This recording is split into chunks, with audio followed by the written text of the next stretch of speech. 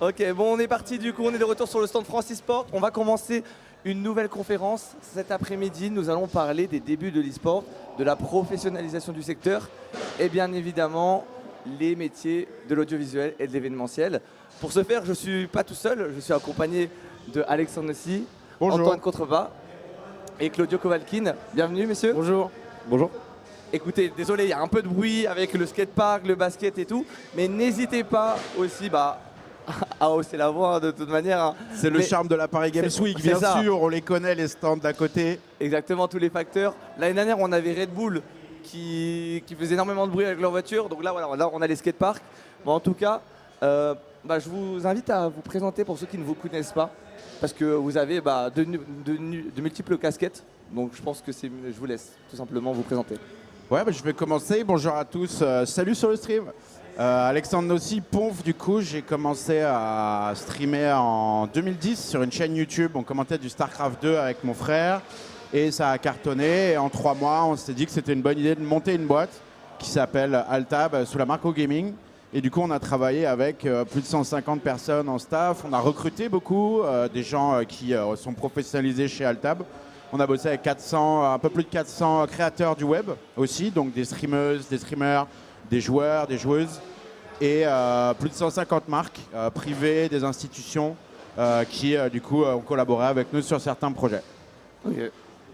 Bonsoir. Moi je m'appelle Antoine Contrepas. Ça fait une petite dizaine d'années que je suis très proche de tout ce milieu de l'e-sport. Alors à l'époque, je faisais du management et des productions dans la musique, mais j'aidais énormément de personnes à faire soit de la production d'événements e-sport, de la production de tournois. Ça a pu être sur du montage, sur des prods audiovisuels également. Et aujourd'hui, j'ai monté ma boîte dans le blockchain gaming. Voilà. Du coup, moi, c'est Claudio Kovalkin. J'ai commencé dans le jeu vidéo ici où on est, à la Paris Games Week, puisque moi j'ai pu être animateur sur les stands comme Ubisoft ou Activision, ce genre de choses pour les sorties de produits. Et ça m'a mis directement dans le bain au niveau du gaming, mais aussi du e-sport, puisque le SWC, ce genre de choses aussi à l'époque. Et en fait, fast forward 10 ans plus tard, du coup j'ai intégré également Altab et OGaming, qui m'a effectivement mis au contact du e-sport vraisemblablement, et en tout cas de cette histoire du jeu vidéo un peu plus quoi. Voilà, on est vraiment avec des vétérans du milieu, tous un minimum de quasiment 10 ans. Ça va très vite, je connais très bien Altab. Hein. Alexandre, on se connaît déjà. Ouais, c'est vrai, ça fait bien 10 ans que je te regardais cliquer sur ta manette. Oui, tu me connaissais, j'avais pas le baccalauréat à l'époque, donc ça fait vraiment très longtemps. Mais voilà, on n'est pas là pour ça, mais on va parler un peu de l'essor de l'e-sport. Est-ce que justement tout cet engouement autour de l'e-sport a... Comment tout ça a transformé les métiers de l'audiovisuel, de l'événementiel? Je pense qu'il y a deux manières d'aborder en tout cas de deux manières, c'est certain. Il y a déjà la diffusion qui est devenue gratuite grâce à YouTube et Twitch. Avant, il fallait avoir une régie qui coûtait des centaines de milliers, voire des millions d'euros pour diffuser à la télé. Aujourd'hui, on peut se créer une régie avec un gros ordinateur bien équipé, donc moins de 10 000 euros. Donc ça, déjà, ça a cassé les coûts. Et de production du contenu et de diffusion du contenu, puisque c'est gratuit aujourd'hui de diffuser sur Twitch, YouTube, sur Instagram. Donc en fait, ça a démocratisé totalement la production et ça a permis de casser les barrières, on va dire, il fallait de l'argent pour produire de la télé, comme le cinéma, comme des docus par exemple, il fallait de l'argent pour faire ces choses-là. Aujourd'hui, c'est plus de l'argent qu'il faut, c'est des idées et de l'inspiration, quoi. Surtout à l'époque, au tout début, là les idées, c'est pas ce qui te manquait. Mais là justement, on arrive toujours sur une nouvelle approche, donc plus d'accessibilité grâce au coût. Un peu comme du côté des jeux vidéo avec Riot qui a lancé le free-to-play, qui était totalement innovant. Donc on a la même chose avec l'arrivée de Twitch pour l'audiovisuel. Antoine, ta vision des choses vis-à-vis de ça? Par rapport à ça, c'est vrai qu'au début, on a eu ce tout début de l'e-sport qui démarrait donc avec la diffusion sur Twitch, avec des coûts qui étaient vraiment minimum. Moi, je me rappelle à l'époque, j'avais présenté Gamers Origin lors de la création du canal eSport Club, où je leur avais un petit peu présenté le projet, je les avais amenés sur place, et ils étaient absolument impressionnés par les faibles coûts de production comparés à la télévision de l'e-sport, c'est-à-dire qu'il suffisait d'une caméra, comme disait Alexandre, d'une toute petite régie. Et puis même de l'organisation de streaming, de diffusion en direct, c'était 30 fois moins cher, ça revenait 30 fois moins cher à l'heure que de diffuser une émission télé. Et aujourd'hui, on voit qu'il y a quand même une énorme professionnalisation de l'e-sport. On a des événements e-sport qui deviennent des prods télé et qui s'approchent aujourd'hui quasiment de ces coups-là. Et donc ça fait vraiment plaisir d'avoir vu ce milieu se développer et donc qui permet à la fois à des amateurs et à des gens avec des faibles budgets de se lancer, de débuter. Et petit à petit, si on a un travail qui est bien fait, si on a un public qui est réceptif, de pouvoir augmenter la qualité de ces événements-là et d'aller toujours plus haut pour commencer d'assez bas. Ouais, du coup, on a vraiment permis à tout le monde de pouvoir prendre en compétence, parce que c'est ça aussi, avec des coûts moindres, on peut justement prendre en compétence, faire beaucoup plus de production. Et je voulais savoir, est-ce que ça vous est déjà arrivé d'avoir énormément de personnes de la télé qui sont venues du côté, de ce côté un peu e-sport en production audiovisuelle? Nous, on a commencé, quand on a commencé, les anciens de la télé ou du spectacle, par exemple, quand on allait dans des salles et qu'on faisait par exemple, on était allé au Bataclan, et les régisseurs techniques son du Bataclan, donc des intermittents du spectacle de 55 piges, qui se foutaient bien de notre gueule en mode « Ah, les petits jeunes et tout, alors vous êtes un petit peu amateurs et tout », ils commençaient tous par nous prendre de haut au début, et puis ensuite, quand ils comprenaient la complexité de ce qu'on essayait de faire, où on était en train de raccorder une équipe de 6 caméras avec une dizaine de micros, tout ça streamé, donc une diffusion de télé. En même temps, à la fin du spectacle, ils venaient nous voir et ils étaient juste fascinés par le niveau d'inventivité des équipes techniques du sport électronique. Et surtout que, comme tu le disais, c'est peut-être des anciennes générations, et à cette époque-là, vous étiez d'actualité et que vous avez réussi à justement comprendre les besoins de la génération qui... à l'époque, et même je pense à celle qui est présente maintenant. Ils ne comprenaient pas ce qui se passait à l'écran, ils voyaient juste à un moment donné que ça marchait, que les jeunes générations, eux, étaient comme des fous dans la salle, sur le stream, etc. Et à quelques occasions, il y a des gens de la télé, notamment, qui ont essayé de venir sur des plateaux digitaux, des plateaux e-sport sur Twitch. Et la plupart du temps, ça s'est mal passé pour eux, quoi. C'est-à-dire que c'est deux technologies assez différentes, mine de rien. Et il faut, si on veut passer de la télé au stream, il faut de l'humilité, il faut réapprendre les bases. C'est pas les mêmes codes. En tout cas, il faut pas arriver avec un bagage de 15 ans en se disant j'ai déjà fait de la télé, je sais comment ça marche, je sais mieux que vous les jeunes. Il faut vraiment tout réapprendre à partir de zéro, quoi. C'est sûr, moi je me rappelle d'une anecdote où on avait organisé un tournoi, un invitational sur Hearthstone à l'ouverture de l'e-spot. Donc c'était au tout début, avant même que ça ouvre. Et en fait, on se retrouve avec une régie télé qui est hyper impressionnante sur le plateau. Les régisseurs, c'était des mecs qui avaient que de l'expérience dans la télé là-bas. Et tu avais vraiment cette espèce de choc entre nous et surtout les personnes avec qui je travaillais qui n'avaient pas forcément l'habitude d'une telle prod là-dessus. Et les régisseurs télé qui, eux, étaient complètement perdus. Donc, moi, qui essayais de faire le lien entre les deux au milieu. Et pendant tout le truc qui était streamé, j'ai passé le stream derrière eux à devoir tout indiquer. Oui, tu as dû leur apprendre en fait les codes. Justement, ils pensaient avoir les compétences pour ce milieu-là. Et en fait, justement, tu as dû limite tout reset, tout refaire. De leur dire que ici, c'est pas comme là-bas. Ce qu'il faut lancer en permanence. C'était sur je sais plus quel OPSP. C'était géré par une équipe télé. Et 1 heure avant, je crois que c'était sur la chaîne d'un gros streamer. Ils font les tests, donc ils lancent la chaîne du gars pour faire les tests. Okay. Donc en fait, tu as 400 000 personnes qui reçoivent un mail de « je suis live ». Et ils arrivent sur le live, et là, il y a énormément de deux techos en train de faire des toc toc toc. Ouais, j'ai le son sur la 2 là, tu peux augmenter un peu le pitch et tout. Les gens qui comprennent pas sur le chat, c'est quoi, c'est une blague et tout. Juste parce qu'ils n'avaient pas capté qu'en fait, en fait, si tu lances le truc, tout le monde va être au courant, donc il faut que tu ouvres sur une deuxième chaîne pour faire tes tests. Ça devait être exceptionnel. Ça devait vraiment être exceptionnel. Direct, c'est arrivé sur les best-of de la semaine chez Domingo. Enfin bref, c'est merci le cinéma français. Et donc toi, Claudio, comment tu vois les choses par rapport à l'essor de l'e-sport? Comment ça a transformé les métiers, par exemple, peut-être pas forcément de l'audiovisuel, mais peut-être de l'événementiel? Enfin, quelle est ta vision des choses par rapport à ça? Le principe, c'est qu'au niveau de l'animation, il y a beaucoup de métiers et il y a beaucoup de métiers techniques aussi. C'est-à-dire qu'en fait, aussi bien à la Paris Games Week, on va retrouver des techniciens son, lumière qui vont installer tout ça. Et c'est vrai qu'avant, un animateur, il venait, il faisait le travail, il animait pour le public. Maintenant, il faut qu'on prenne conscience aussi qu'avec les nouveaux réseaux sociaux, avec le stream, là, actuellement, on a d'autres personnes qui nous regardent. Donc, il y a une intention encore différente. Donc, même dans le métier d'animateur, ça a changé quelque chose.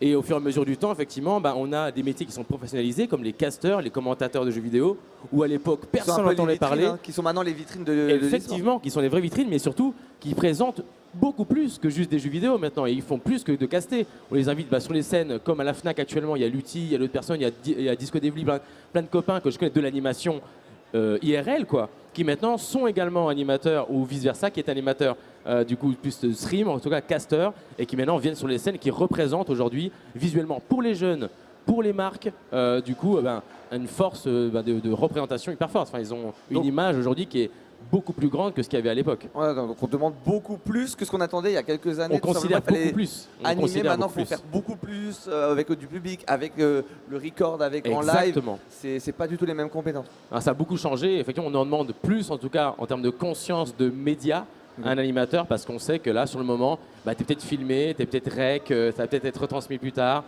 Et puis, de perdre aussi l'IRL avec le public, quoi. Ça, c'est le plus important, surtout aussi. Ok. Et est-ce qu'avec toute cette montée un peu de l'e-sport, on a eu des nouveaux métiers, notamment dans l'audiovisuel, qui ont émergé, ou des rôles spécifiques, même si on reste dans la production, qui sont apparus? En fait, vu que les setups télé se sont réduits, et en fait, aujourd'hui, par exemple, un réalisateur de stream, il doit savoir aussi être ingé son, il doit savoir aussi être informaticien un peu, il faut qu'il puisse régler sa bécane. En fait, il y a un multicasquette qui est nécessaire quand tu veux faire du stream. Par exemple, tu parlais, Antoine, de la téloche. Ils sont 30 en régie, tu vois. Genre, il y en a un, son métier, c'est de regarder quand il y a une petite fenêtre rouge qui s'allume, tu vois. Et il dit, ah, c'est allumé, ah, c'est éteint, ah, c'est allumé. C'est son seul job, tu vois. Il y a 3 personnes derrière la régie son, etc. Pour des raisons de budget et aussi, je pense, d'optimisation. À un moment donné, quand tu n'as pas de thunes, tu ne peux pas avoir d'équipe. Les techniciens aujourd'hui de streaming sont obligés d'avoir beaucoup plus de compétences, en tout cas d'être beaucoup plus ouverts et intéressés.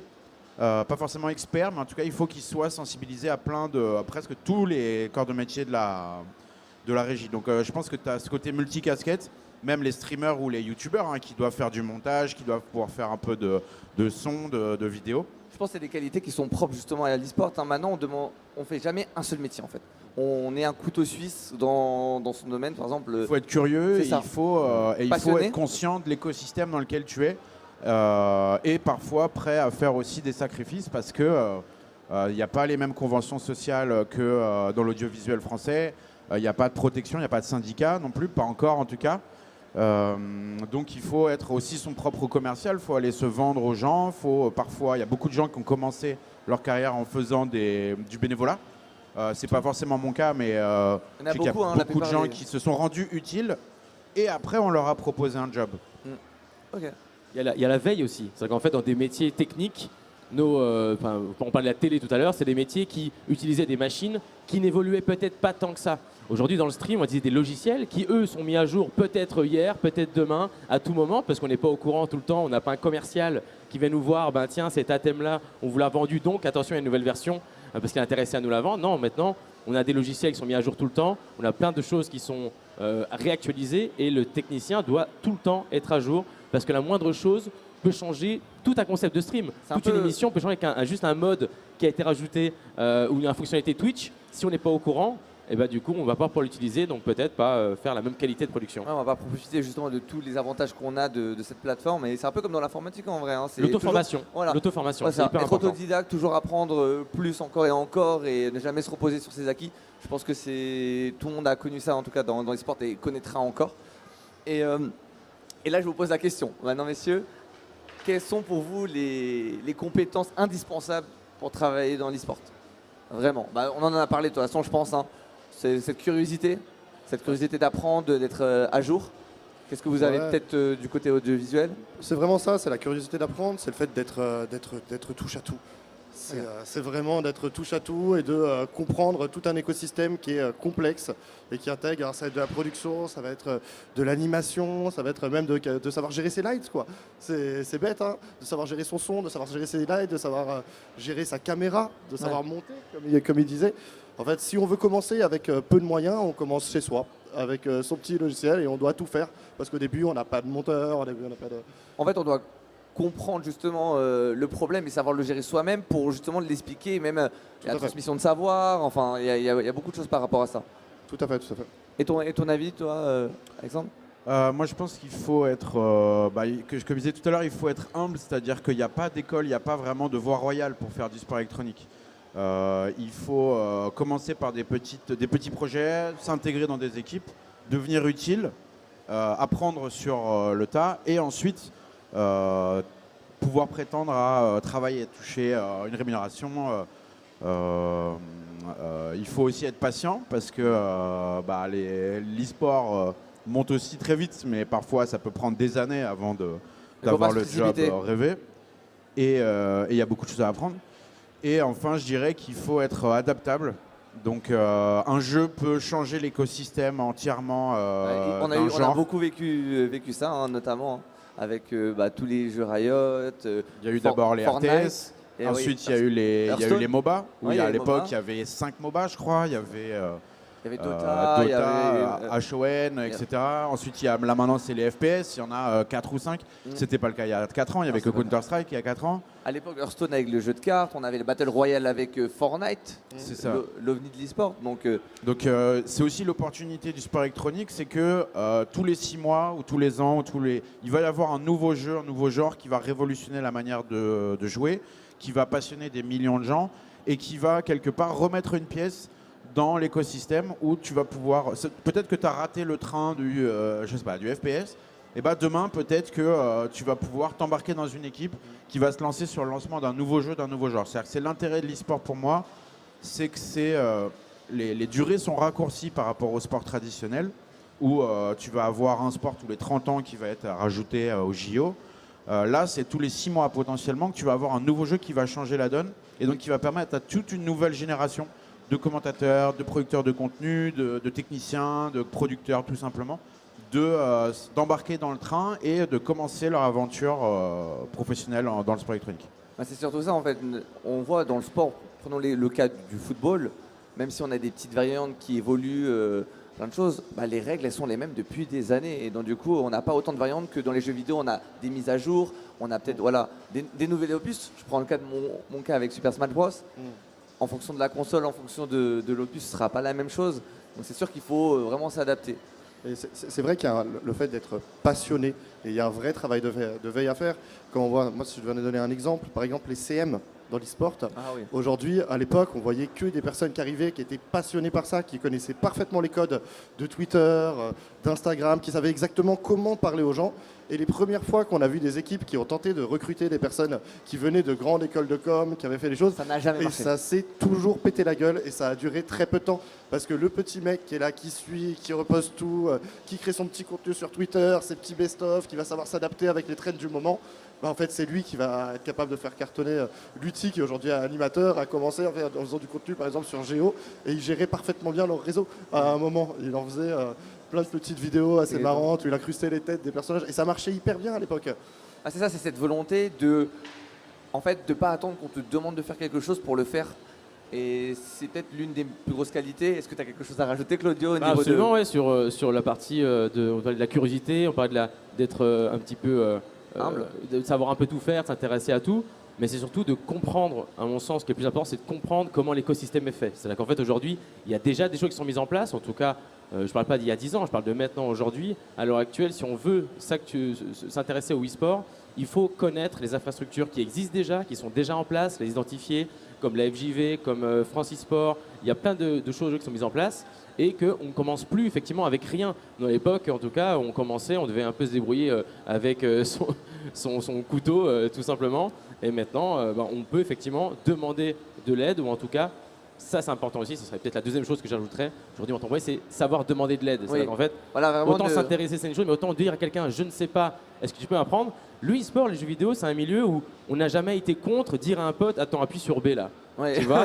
Donc en fait, il y a toujours quelqu'un, un technicien, pour te dire non, mais tu demandes, je vais te répondre. Ouais. Mais il faut oser dire qu'on ne sait pas.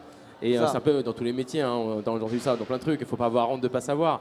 Mais c'est vrai qu'encore plus dans notre milieu, c'est qu'il y a un milieu qu'on a créé nous-mêmes, en tout cas cette génération-là et celle d'avant qui a bien déblayé le terrain. Eh bien, ne pas avoir peur de demander la soluce de ce qu'on cherche, quoi. Et là, c'est vraiment la notion de, moi j'aime bien l'évoquer comme ça, c'est savoir ne pas savoir.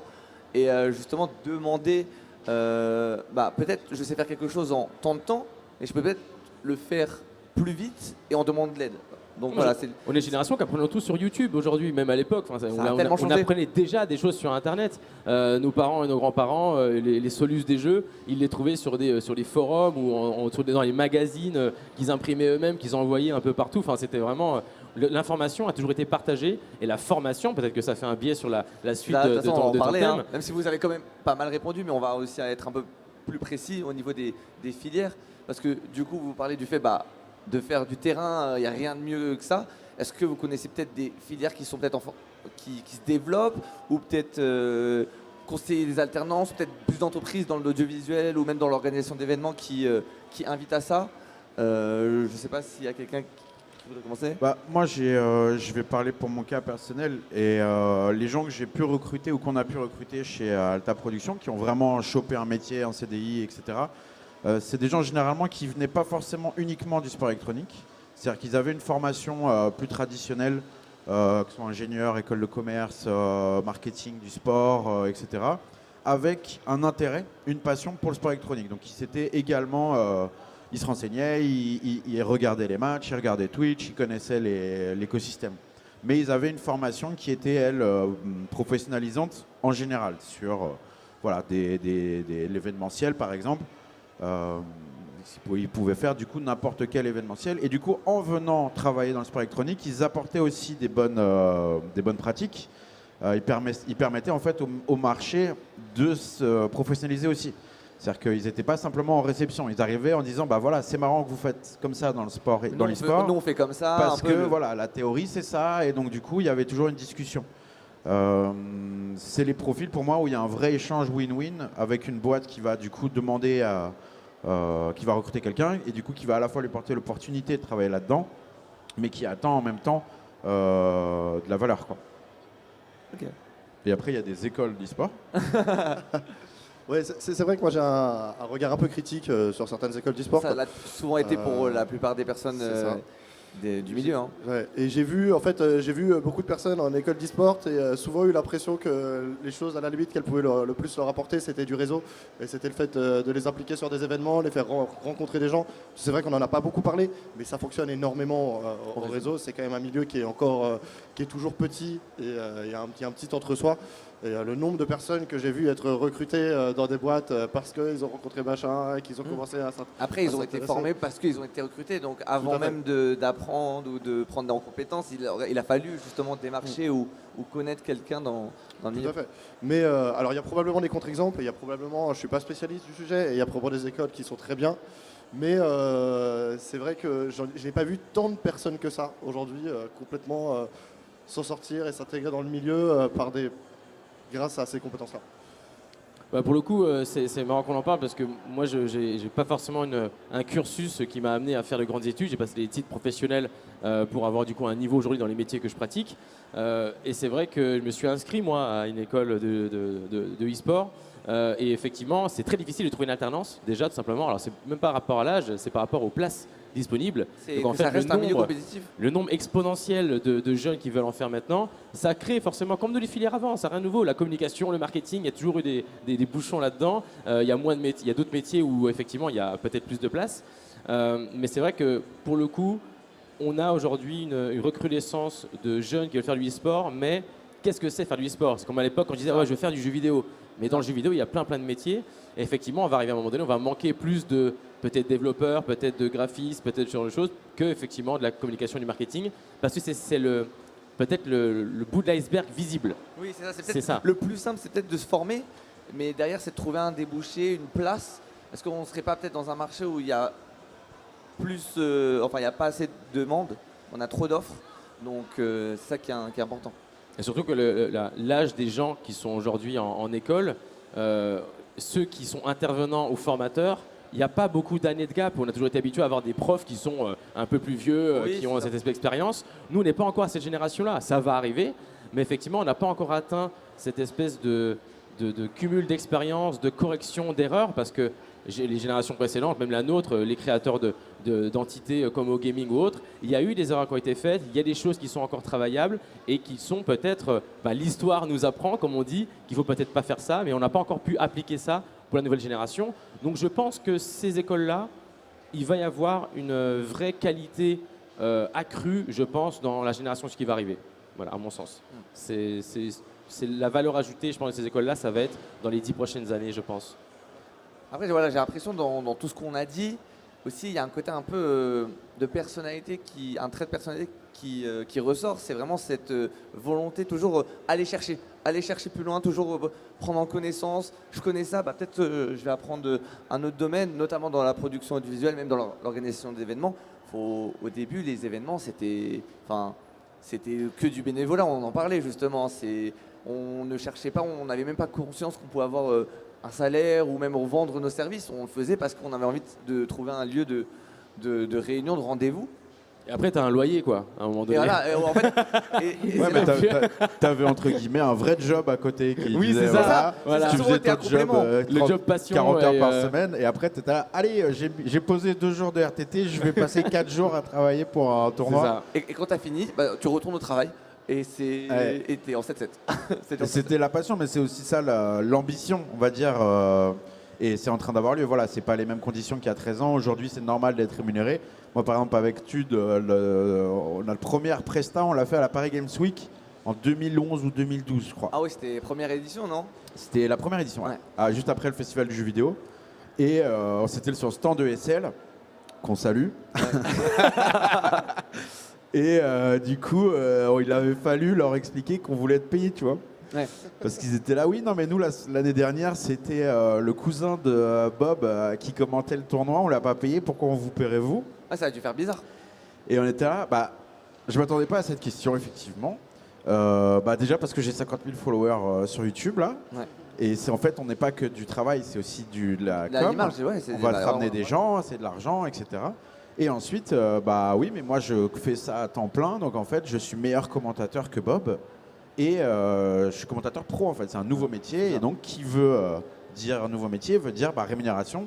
Parce que tu peux pas devenir meilleur à quelque chose s'il n'y a pas une contrepartie financière à un moment donné, quoi. Sinon, effectivement, tu payes pas ton loyer et t'arrêtes, quoi.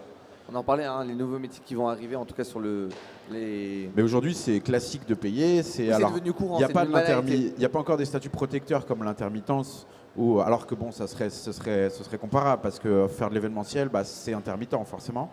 Mais ça reste très cher pour les budgets e-sport qui pour le moment ne sont pas aussi bien financés par le CNC, par les chaînes télé. Il n'y a pas le même système de financement qu'à la télé, tout simplement au cinéma. Mais voilà, c'est normal de payer un graphiste, c'est normal de le payer les tarifs du marché. Ça peut aller de 250 à 350 euros par jour. Il n'y avait pas d'ordre aussi pareil, ça dépend En freelance. de autofinance. Voilà. Mais je pense que après, voilà, il y a l'e-sport et il y a la précarité, une forme de précarité qu'il ne faut pas confondre avec la passion parce que c'est vraiment 2 choses différentes. C'est ça. On peut être passionné et être bien payé pour ce qu'on fait. Mais cette précarité, il faut aussi, je pense, la remettre en perspective du marché global de la culture en ce moment. Faut pas être trop C'est-à-dire gourmand, peut-être. Non, mais tous les métiers culturels, l'événementiel, la culture sont en train de morfler depuis quelques années. Le statut d'intermittent est lui aussi remis en question tous les ans par le ministère du Travail. Est-ce que tu penses que, par exemple, ça c'est quand même un truc qui touche le monde entier? Est-ce que le Covid, tu penses, a beaucoup impacté ce On peut milieu? faire une anecdote Covid. Oui, ça, en fait. Alors on s'en rend peut-être un peu, mais c'est la ça. première. Nous, on l'a vécu parce qu'on avait 5 chaînes qui tournaient en 24/7 à ce moment-là. Il se trouve que technologiquement, vu qu'on avait anticipé la diffusion massive et qu'on n'était que sur du digital, on a pu éclater nos plateaux de télé et faire en sorte que nos commentateurs restent chez eux, nos techniciens restent chez eux avec les machines. Et on avait réussi techniquement à pouvoir quand même continuer à caster en live, en slip chez nous, quoi. Donc là, c'est côté audio. Ça, c'est le côté audiovisuel. diffusion. Mais par contre, le Covid a, dans un second temps, a cassé en fait tous les budgets marketing de toutes les boîtes, puisque en fait, il y avait d'autres priorités et c'était pas le moment d'investir sur du marketing parce que tout le monde était chez soi. Et l'e-sport est financé à 70% par des budgets marketing. C'est-à-dire qu'il y a certes la billetterie, le merchandising pour quelques cas de figure, mais le reste, c'est des marques qui investissent plus de la moitié des revenus du sport électronique. Et donc, du coup, tu as plein de marques, d'événements, des équipes, des boîtes de prod qui se sont pété la gueule à ce moment-là, parce que tout simplement, le marché s'est asséché et les gens ont attendu que ça reprenne pour réinvestir. Ça a pris 3 ans. Ouais. Donc oui, il y a eu des casualties, clairement, quoi. Mais ouais, c'est sûr qu'il y a eu des casualties, mais ce qui est marrant, c'est que je pense que dans un second temps, et probablement on va peut-être commencer maintenant et dans quelques années, le fait qu'on ait eu autant de personnes enfermées chez elles à l'époque, ça a créé une forme de boom sur le streaming et sur le contenu jeux vidéo, qui je pense d'ici quelques années va également ameuter beaucoup de personnes qui ne seraient pas forcément intéressées à ce milieu.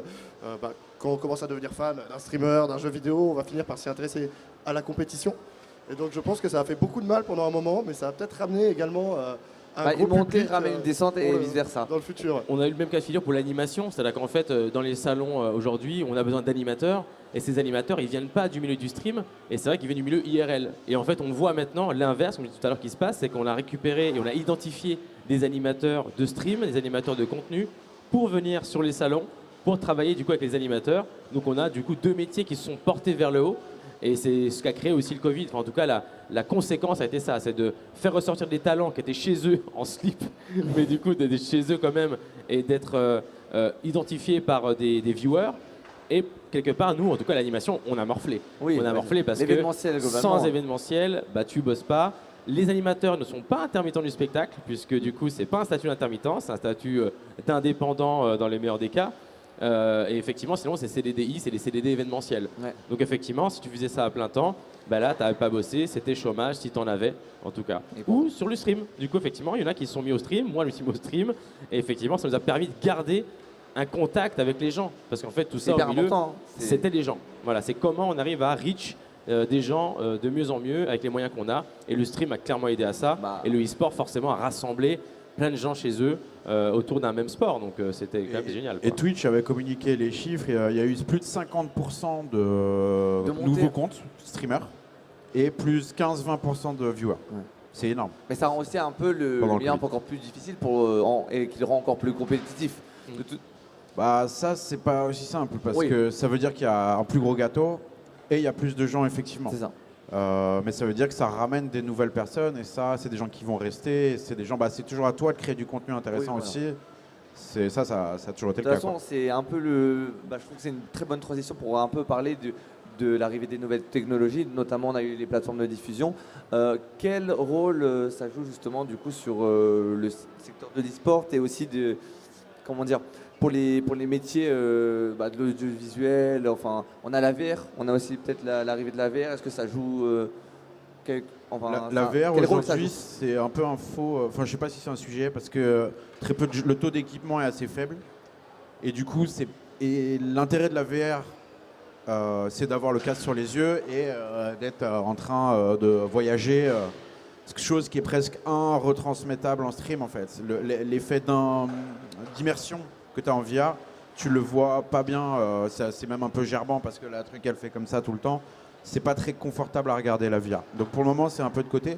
Mais par contre c'est sûr que ce soit en termes de captation, de diffusion, de jeux, de nouvelles techno, les nouvelles générations de jeux, c'est sûr que c'est extrêmement lié à la technologie. Par exemple sur la partie audiovisuelle, tu as une accessibilité, on l'a dit, un accès à la technologie qui devient de plus en plus abordable.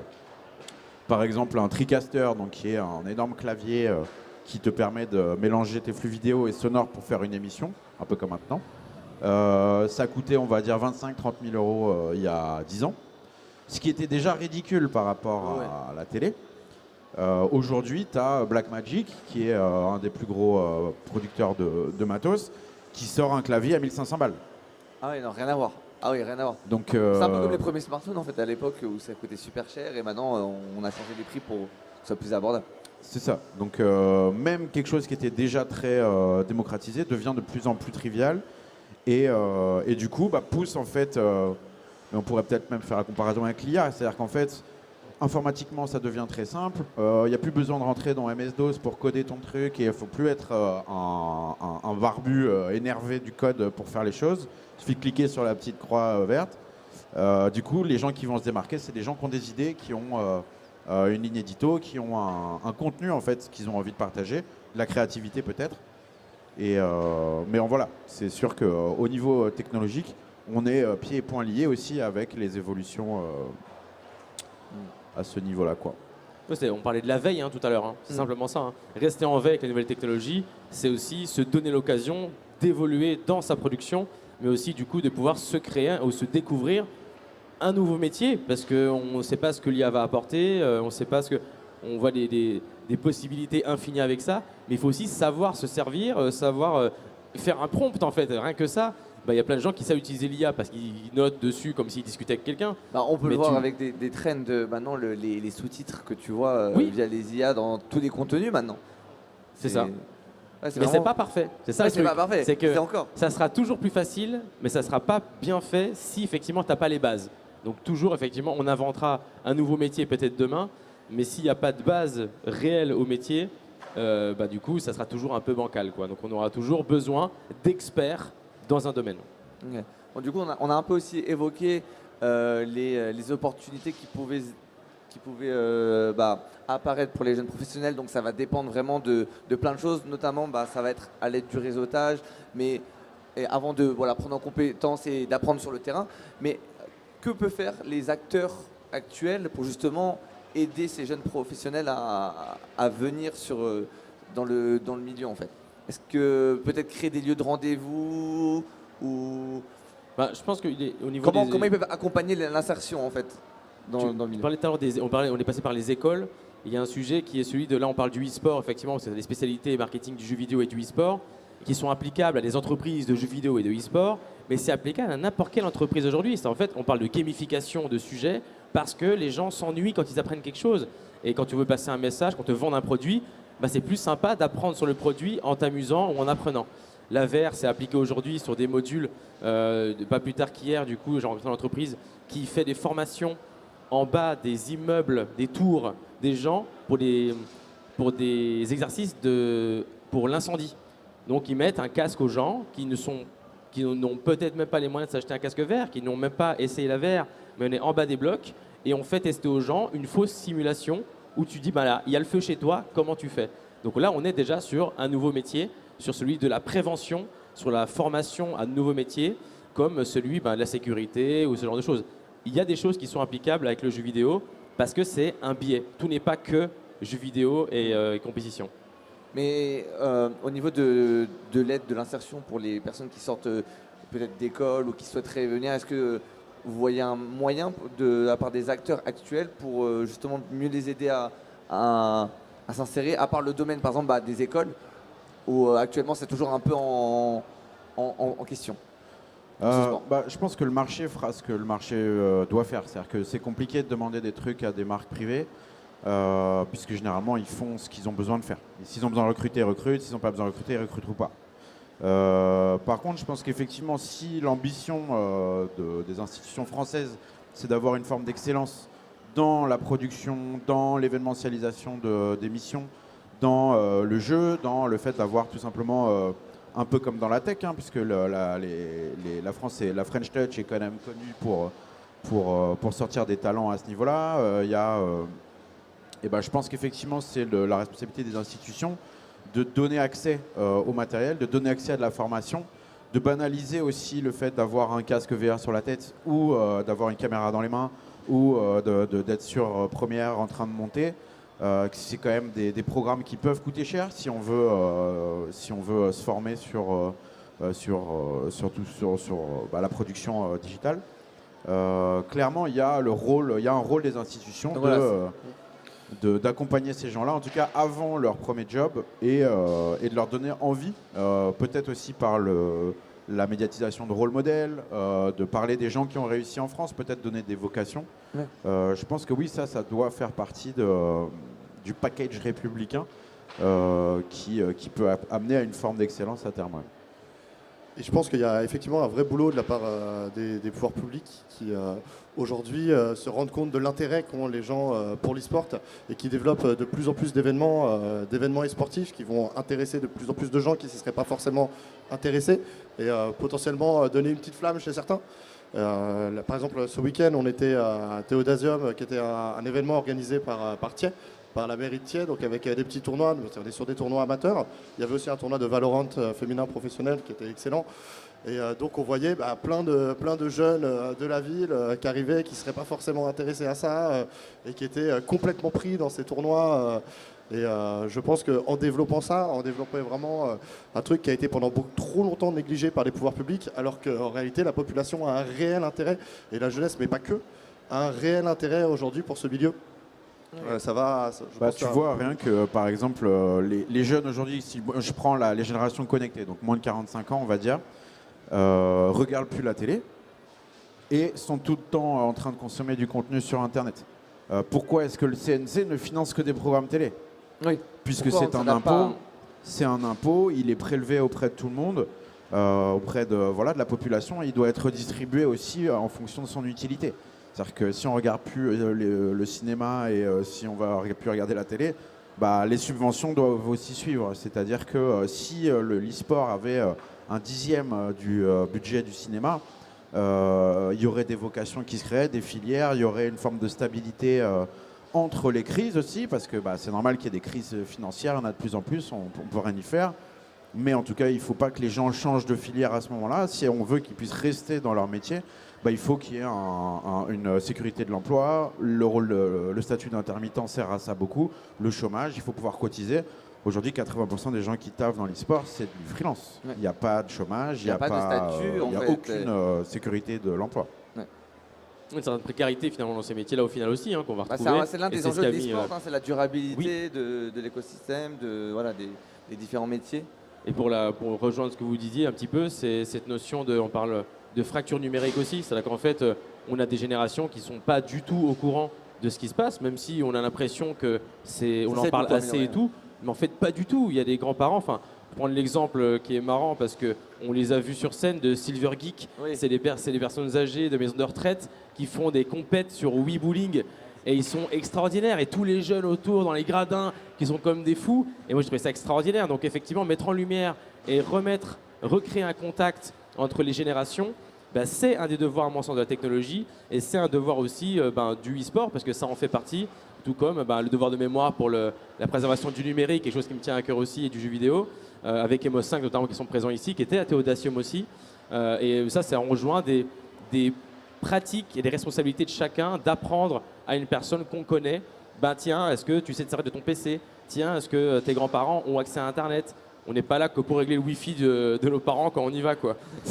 C'est un peu aider tout le monde tout le temps à être mieux connecté, à moins avoir peur du e-sport, parce que c'est pas que du jeu, c'est aussi toute une technologie derrière, c'est plein de métiers, c'est tout un écosystème et des milliers de gens qui en vivent. Bon je vous remercie maintenant, à part si vous avez un petit mot de la fin, mais en tout cas on a pu apprendre un peu plus par rapport à la professionnalisation du secteur e-sport, notamment les métiers de l'audiovisuel et de l'événementiel. Je vous remercie, on a appris énormément de choses, c'était hyper intéressant. Merci à vous. Merci à vous. Merci. Bonne journée. Bonne journée.